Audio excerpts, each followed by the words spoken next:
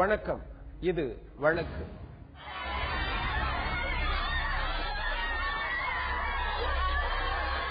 தூங்கிக் கொண்டிருந்தவரை குத்திக் கொன்ற கொடூரம். கூலிப்படை வாங்கிய 20 லட்சம். பின்னணியில் ரியல் எஸ்டேட் பிரமுகர்கள்.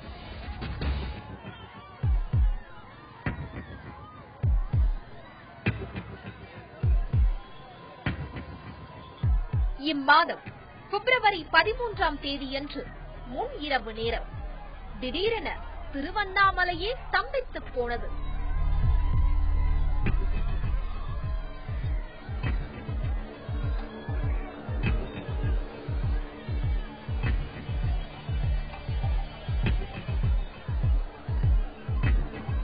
மத்திய பேருந்து நிலையம் அருகில் 100க்கும் மேற்பட்டவர்கள் சாலையின் குறுக்காக இறந்த உடல் ஒன்றை கிடத்தி மறியல் போராட்டத்தில் ஈடுபட்டனர்.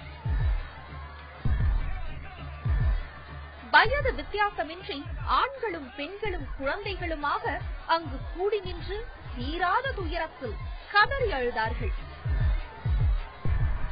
அந்த நபர் இறப்புக்கு காரணமான கூலிப்படையினரையும் அந்த கூலிப்படையினரை ஏவியவர்களையும் காவல்துறை உடனே கைது செய்ய வேண்டும் என்று கோஷமிட்டனர்.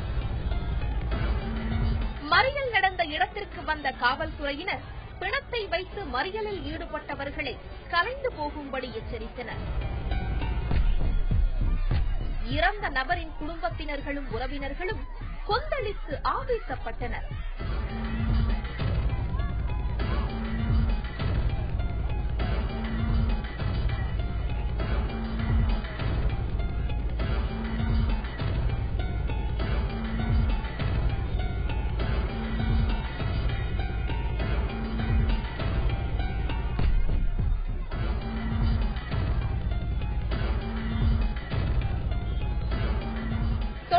அவ்விடத்தில் போக்குவரத்து ஸ்தம்பித்ததால் காவல்துறை உடனே அவர்களை அவ்விடத்தை விட்டு அகற்ற நேர்ந்தது.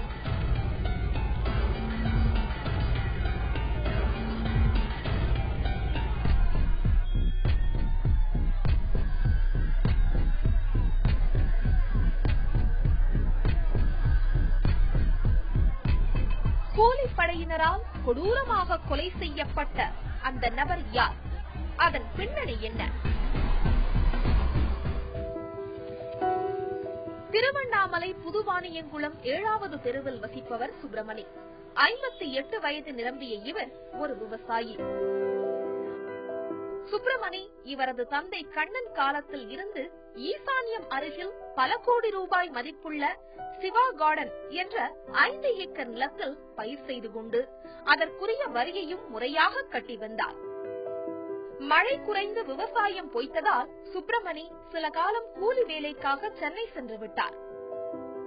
பின்பு திரும்பி வந்த இவர் விவசாயம் செய்த அந்த இடத்தை பார்த்தபோது திருவண்ணாமலையைச் சேர்ந்த பிரபல தொழிலதிபர்கள் சிலர் அந்த நிலத்தை வீட்டுமனையாக்கி பலருக்கும் விற்றிருப்பது தெரிய வந்தது. இதனை அறிந்ததும் சுப்பிரமணி மற்றும் அவரது மகன்கள் உயர்நீதிமன்றத்தில் வழக்கு தொடர்ந்து அவர்களுக்கு சாதகமான தீர்ப்பை பெற்றனர். அந்த நாளத்தை எங்க அப்பா பயிர் வச்சுட்டு இருந்தாரு. அப்போ சிவா எங்க அப்பா வெளியே போற பிளாட் போட்டு விற்க போற சொல்லி எங்க அப்பா வெளியே பிடிச்சிட்டு பிளாட் போட்டாங்க. அப்படி எங்க அப்பா கேஸ் போட்டு கோர்ட்ல கேஸ் போட்டு 2 வைக்கல எங்க அப்பாவை ஏமாத்திட்டாங்க. ஏமாத்திருந்தாலே எங்க அப்பா ஒண்ணும் பண்ணல. அதுக்கப்புறம் ஒரு ஹைகோர்ட் வைக்கல பார்த்து நாங்க இது முடிவு தெரியணும் இந்த கோசம் நாங்க ஹைகோர்ட் வைக்கல வச்சோம். வச்சதுக்கு ஸ்டேஷனுக்கு அவங்க ஹைகோர்ட் கேஸ் நடந்து எங்க பக்கம் நீங்க உள்ள இருங்க பயிர் வைங்க அப்படின்னு சொல்லி எங்ககிட்ட சொன்னாங்க. நாங்க உள்ள போய் பயிர் வச்சுட்டு இருந்தோம். வச்சிட்டு இருக்கும்போது சிவநாராயணக்காரங்க விமல்குமார் எல்லாம் சேர்ந்து எங்களை ஆளை வச்சு மிரட்டி அப்படி இருந்தாங்க. ஆளை வச்சு மிரட்டிட்டு இருந்தாங்க. நாங்க போய் எஸ்காப்லயோ ஈசி போலீஸ் ஸ்டேஷன்லயோ டிஎஸ்பி கிட்ட கம்ப்ளைண்ட் கொடுத்தோம். யாரும் எந்த ஒரு நடவடிக்கை எடுக்க கிடையாது. எங்க பக்கம் யாரும் சப்போர்ட் பண்ண மாட்டிருக்காங்க. அவங்க கிட்ட பணம் இருக்கிறதால அவங்க பக்கமா சப்போர்ட் பண்றாங்க. அதன் பின்பு அந்த இடத்தை யாரும் ஆக்கிரமிக்காதபடி சுப்பிரமணி மற்றும் அவரது மகன்கள் அந்த நிலத்தில் குடிசை போட்டுக் கொண்டு ஆடு மாடு வளர்த்தபடியே பயிர் செய்து வந்தனர். அதன் பின்பு அந்த நிலத்தை ஆக்கிரமிக்க நினைத்த தொழிலதிபர்கள் சுப்பிரமணியை அடிக்கடி மிரட்டி வந்தனர். ஆனால் சுப்பிரமணி அவர்களின் மிரட்டலை கண்டு துளியும் பயமின்றி தொடர்ந்து அந்த நிலத்தில் விவசாயம் செய்து வந்தார். இந்நிலையில் கடந்த 29ஆம் தேதி இரவு சுப்பிரமணி அவரது நிலத்தில் படுத்து உறங்கிக் கொண்டிருந்தார். அப்போது நிலத்தை ஆக்கிரமிக்கும் தொழிலதிபர்களின் தூண்டுதலின் பேரில் சில கூலிப்படையினர் அங்கு வந்தனர். சுப்பிரமணியின் வயிற்றில் கத்தியால் குத்திவிட்டு அங்கிருந்து சென்று விட்டனர்.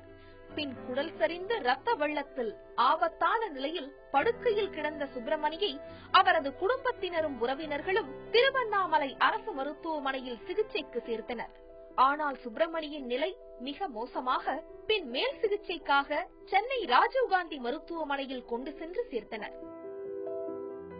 அங்கு தீவிர சிகிச்சை அளிக்கப்பட்டு வந்தது சுப்பிரமணிக்கு. கடந்த 12ஆம் தேதி இரவு திடீரென சுப்பிரமணி சிகிச்சை பலனின்றி உயிரிழந்தார். அதன் பின்புதான் சுப்பிரமணியின் உடலை திருவண்ணாமலை எடுத்துச் சென்று சாலை மறியலில் ஈடுபட்டனர் சுப்பிரமணியனின் குடும்பத்தினரும் உறவினர்களும்.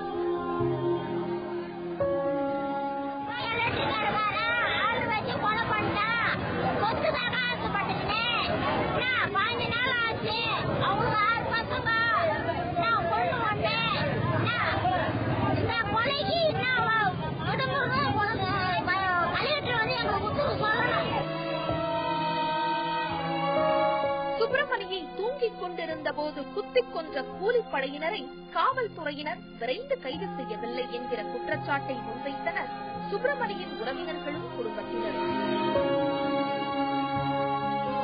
கோயிலு ஈசானர் இங்க பக்கம் 5 ஏக்கரா சொத்து சார். மாமனாருக்கு அப்பா காலத்துல இருந்து பயிர் வச்சுட்டு இருக்கிற சொத்தை வந்து எங்களுக்கு தான் சொத்துன்னு சொல்லிட்டு விமல்குமார் இப்ப கேஸ் போட்டு உங்களுக்கு நான் பணம் கொடுத்துறேன் எனக்கு கொடுன்னு. எங்க மாமனார் எங்களுக்கு பணம் வேண்டாம் எங்க சொத்து தான் ஓணுன்னு சொன்னார் சார்.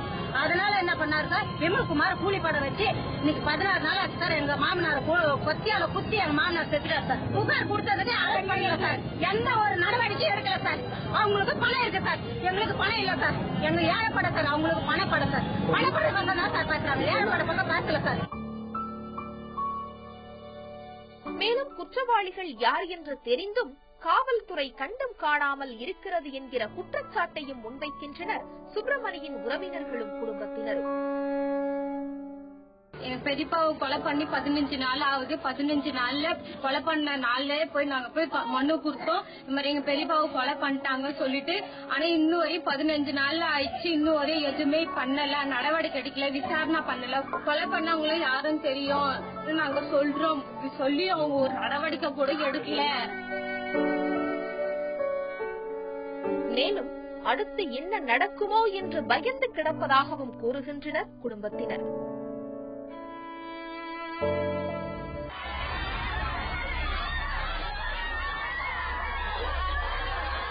தூங்கிக் கொண்டிருந்தவரை குத்திக் கொன்ற கொடூரம். கூலிப்படை வாங்கிய 20 லட்சம். பின்னணியில் ரியல் எஸ்டேட் பிரமுகர்கள். சுப்பிரமணியின் மரணத்தில் இருந்து இன்னும் மீள முடியாத நிலையில் உள்ளது அவரது குடும்பம். காவல்துறையினர் தனிப்படை அமைத்து சுப்பிரமணியை குத்திக் கொன்ற கூலிப்படையினரை தீவிரமாக தேடி வந்தது. அப்போது இந்த கொலையில் தொடர்புடைய கூலிப்படையைச் சேர்ந்த தினேஷ், குமரேசன், ஆனஸ்ட், ஸ்டீபன் ராஜ் ஆகிய 4 வரை திருவண்ணாமலை கிழக்கு காவல்துறையினர் கைது செய்தனர். இதனைத் தொடர்ந்து சுப்பிரமணி கொலையில் தொடர்புடைய முக்கிய கொலையாளிகளான காட்டுராஜா என்கிற ராஜா மற்றும் வெங்கடேசன் ஆகியோர் கடந்த 16ஆம் தேதி போலூர் நீதிமன்றத்தில் சரணடைந்துள்ளனர். மேலும் இந்த கொலை வழக்கில் தொடர்புடைய கூலிப்படையைச் சேர்ந்த 5 நபர்களை காவல்துறையினர் தீவிரமாக தேடி வருகின்றனர். ஆனால் கடந்த சில ஆண்டுகளாக நினைத்தாலே முக்தி தரும் அக்னிஸ்தலமான ஆன்மீக நகரம் திருவண்ணாமலை கூலிப்படையினரின் கூடாரமாக மாறி வருவதாக குற்றம் சுமத்துகின்றனர் ஊர் மக்களும் சமூக ஆர்வலர்களும். கூலிப்படையினரின் தொடர் தாக்குதலையும் கொலைகளையும் காவல்துறையினரும் கண்டுகொள்ளாத மெத்தன போக்கே உள்ளது என்றும் குற்றம் சுமத்துகின்றனர் சமூக ஆர்வலர்களும் ஊர் மக்களும். மேலும் கடந்த சில ஆண்டுகளில் கூலிப்படையினரால் கொலை செய்யப்பட்ட நபர்களின் பட்டியல் பெரிது என்கின்றனர் அவர்கள். கடந்த 4/1/2012ஆம் ஆண்டு காலை 8 மணி அளவில் திருவண்ணாமலை அண்ணாமலையார் கோவிலுக்கு எதிரில் சுவாமி தரிசனம் முடித்துவிட்டு வந்து கொண்டிருந்த அதிமுக பிரமுகரும் துறிஞ்சாவரம் ஒன்றிய குழு துணைத் தலைவருமான துரை என்பவர் பட்டப்பகலில் பலர் பார்க்க இருசக்கர வாகனத்தில் வந்த கூலிப்படையினரால் சரமாரியாக வெட்டி கொல்லப்பட்ட சம்பவம் நடந்தேறியது.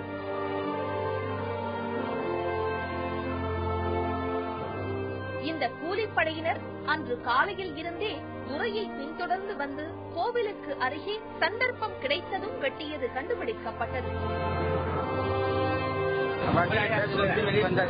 வெளியே வந்த உடனே 2 பேர் வந்து வீச்சல் எடுத்துட்டு வந்தாங்க. அதை யாருன்னு தெரியாம அவங்க வெட்டி போட்டு போயிட்டாங்க. வந்து ஆள் குண்டா இருந்தாங்க. 2 வீலர்ல வந்துட்டு இருந்தாங்க. வண்டி ஓடிச்சுட்டு அப்படியே வண்டி வெட்டினாங்க. மற்றவங்க பார்க்க நாங்க வந்துட்டு இருந்தோம். அவ்வளவுதான். இதேபோல் அதே வருடம் 5/7/2012 திருவண்ணாமலை கிரிவல பாதையில் வசித்த ராஜ்மோகன் சந்திரா என்கிற சமூக ஆர்வலர் காலை 6 மணியளவில் கிரிவல பாதையில் சிம்மதீர்த்தக்குளம் அருகில் பால் வாங்கிக் கொண்டு இருசக்கர வாகனத்தில் வீட்டுக்கு செல்லும் வழியில் அவரை கூலிப்படையினர் வழிமறித்து மிளகாய் பொடியை தூவி நிலைகுலைய வைத்து கொடுவாளால் கழுத்திலும் முகத்திலும் மிக கொடூரமாக வெட்டிய சம்பவமும் நடந்தேறியது. ராஜ்மோகன் சந்திராவை கொன்ற கூலிப்படையினரை காவல்துறையினர் கைது செய்தபோது அரசியல் பிரமுகரான பாலாஜி வெங்கடேசனும் உடந்தையாக செயல்பட்டது கண்டுபிடிக்கப்பட்டது.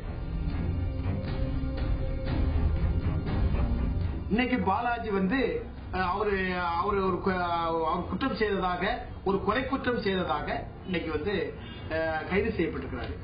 அவரு கைது செய்யப்பட்டது மட்டுமல்லாமல் அவர் வந்து இங்க இருக்கக்கூடிய நிலங்கள் எல்லாம் கொள்ளையடிக்கக்கூடிய ஒரு நபராகவும், அவர் அந்த பகுதியில் இருக்கக்கூடிய நிலப்பிரச்சனைகள் எல்லாம் சம்பந்தப்படக்கூடியதாகவும் ஒரு கூலிப்படையினுடைய பொறுப்பாளராகவும் நீங்க இருக்கிறார். நாங்கள் வந்து இந்த பாலாஜி மட்டும் இந்த கொலைக்கு காரணம் கூட நாங்க கருதல. பாலாஜியோட சேர்ந்து, பாலாஜி ஒரு கூலிப்படையினுடைய பொறுப்பாளராக இருக்கிறாரு. அந்த கூலிப்படையோட சேர்ந்து தமிழக காவல்துறையில பொறுப்பாளராக இருந்த, திருவண்ணாமலை மாவட்டத்துல முன்னாடி வந்து பொறுப்புகளாக இருந்தவர்கள் எல்லாம் ஒரு சில பேர் காரணமா இருக்கிறாங்க அப்படின்னு பாக்குறோம். அதே போல ஒரு சில வழக்கறிஞர்களும் இதுல வந்து முக்கியமாக காரணமாக இருந்திருக்கிறாங்க அப்படிங்கறத பார்க்கிறோம். மேலும் இந்த ராஜ்மோகன் சந்திரா காவல்துறை கண்காணிப்பாளர், திருவண்ணாமலையில் உள்ள பிரசித்தி பெற்ற ஆசிரம நிர்வாகிகள் உட்பட உயரதிகாரிகள் மீதெல்லாம் புகார் தெரிவித்து வழக்கு தொடுத்த சமூக ஆர்வலர் என்பதாலேயே இவரை பணத்திற்காக தீர்த்து கட்டியது கூலிப்படை. இன்னைக்கு வந்து ஒரு சமூக சேவராக, இன்னைக்கு ஏழப்பட்ட மக்களுக்கு உதவி செய்யப்படுவதாக, பாதிக்கப்பட்ட மக்களோட குரலாக இருந்த, பாதிக்கப்பட்ட மக்களுக்கு வந்து நீதிமன்றத்தில் சென்று போய் அதற்காக கேள்வி கேட்ட ராஜ்மோகன் சந்திரா வந்து கொலை செய்யப்பட்டிருக்கிறார்.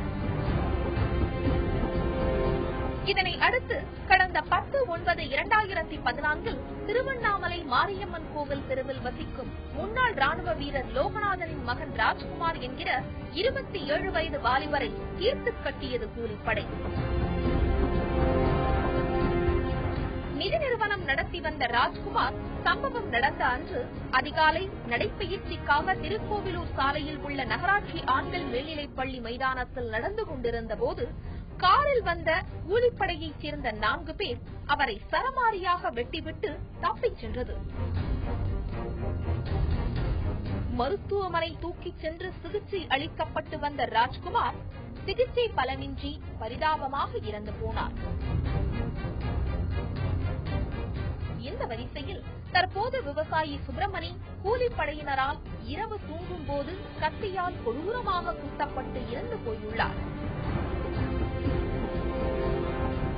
கூலிப்படையினர் 20 லட்சம் ரூபாய் பெற்றுக் கொண்டு சுப்பிரமணியை கொலை செய்ததாக ரகசிய தகவல் வெளிவந்துள்ளது.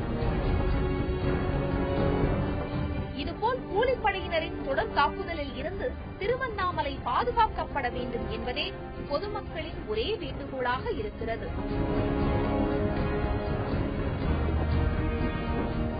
விளக்கு நிகழ்ச்சியில் இது சொல்வதெல்லாம் சட்டம் பகுதி.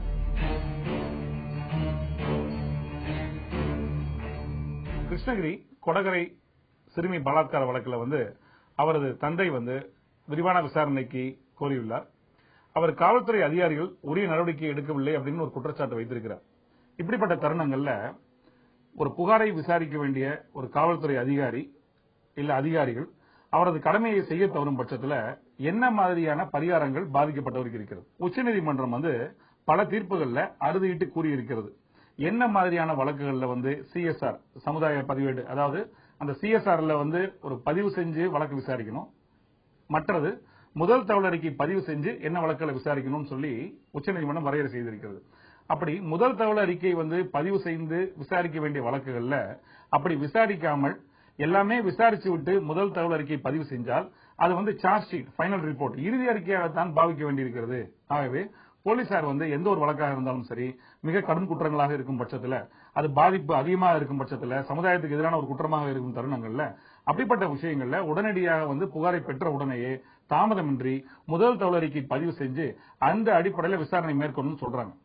இருந்தாலும் சில இடங்கள்ல வந்து சில தருணங்கள்ல புகார்கள் எழுகின்றன. அதாவது காவல்துறையினர் வந்து புகாரை வாங்கிட்டு வழக்கு பதிவு செய்வது கிடையாது, முறையான விசாரணை செய்வது கிடையாது, வேணுன்னே காலதாமதப்படுத்துறாங்க, இல்ல எதிர்த்தரப்பினர் வந்து செல்வாக்கு பெற்றவர்கள், அரசியல் செல்வாக்கு மற்றும் பணபலம் பெற்றவர்கள், ஆகவே அவர்களுக்கு ஏதுவாக அவங்க நடந்துக்கிறாங்கன்ற ஒரு குற்றச்சாட்டு எழுகிறது. அப்படிப்பட்ட தருணங்கள்ல சம்பந்தப்பட்ட காவல்துறை அதிகாரி அவர் வந்து யார் வந்து வழக்கு பதிவு செஞ்சு சரியான விசாரணை மேற்கொள்ளவில்லையோ, இல்ல பாரபட்சமாக செயல்படுகிறாரோ, இல்லன்னா வழக்கு பதிவு செய்ய மறுக்கிறாரோ, அவருடைய மேலதிகாரிக்கு வந்து ஒரு புகார் மனு ஒன்று கொடுக்கணும், எழுத்து மூலமான ஒரு புகார் மனு ஒன்று கொடுக்கணும். அந்த புகாரை நடவடிக்கை எடுக்காத பட்சத்தில் அதற்கு மேலாக காவல்துறை தலைவர் இருக்கிறாரு, அவருக்கு ஒரு புகார் ஒன்று கொடுக்கணும். அப்படி எந்த விதமான ஒரு நடவடிக்கையும் எடுக்கப்படாத ஒரு சூழல்ல வந்து உயர்நீதிமன்றத்தை அணுகி ரிட் மனுவாக வந்து தாக்கல் செய்யலாம், அதுல வந்து பரிகாரம் கோரலாம்.